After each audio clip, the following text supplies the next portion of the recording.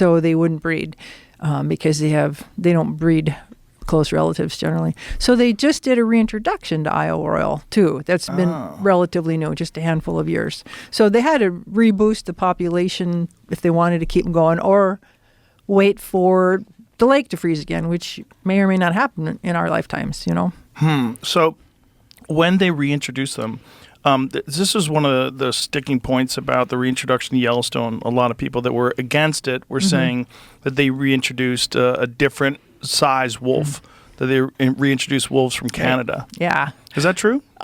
Sort of? No.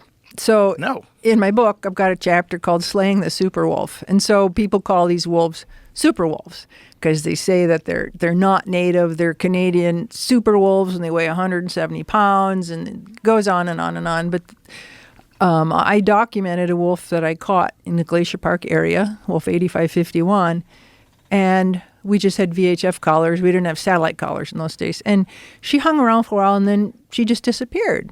And 7 months later, the British Columbia Environmental Ministry game warden called me. Says, we got one of your wolves killed. Do you want the collar? Yes, please. Where is it? Pouce Coupe. I said, oh, where is that? Well, it turns out that is 540 miles north of Glacier Park in 7 months.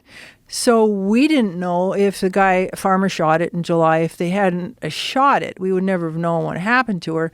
But if she would have gone south instead of north, she'd have been about 100 miles south of Yellowstone Park. So clearly, they have the ability to disperse that far. The other interesting thing about that wolf is when she went north, they got the reintroduced wolves from two areas, from Hinton in Alberta and Fort St. John's in British Columbia. And she dispersed past the Hinton population and ended up almost at where the Fort St. John's wolves were. So this little wolf, 80-pound wolf, showed us that it's one continuous population from Yellowstone almost to the Yukon. Wow. It's connected because it's a walkabout for a wolf. It's not a big deal.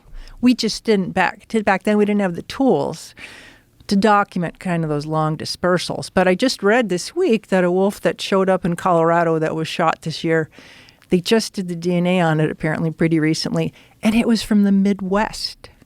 Think about that, to Colorado. Wow. Yeah. So Midwest, like Wisconsin? Minnesota, Wisconsin, Michigan. It just said the Great Lakes region. It didn't identify, because they're all kind of the same. But it was not a Western wolf. It was not from Wyoming or Montana. Really interesting. Is there any speculation as to why she went so far north? No. So she was originally from a northern population. The wolf that I'm talking about, Yes. 504. Yeah, she was born in Glacier Park. We caught her first as a pup, so we know where she was born. We know the den. And then at about a year and a half of age, almost 2, she dispersed that far. And she didn't have to go that far. I mean, if she wanted to find other wolves and start a pack or join a pack, she could have gone any direction 50 or 100 miles and found other wolves.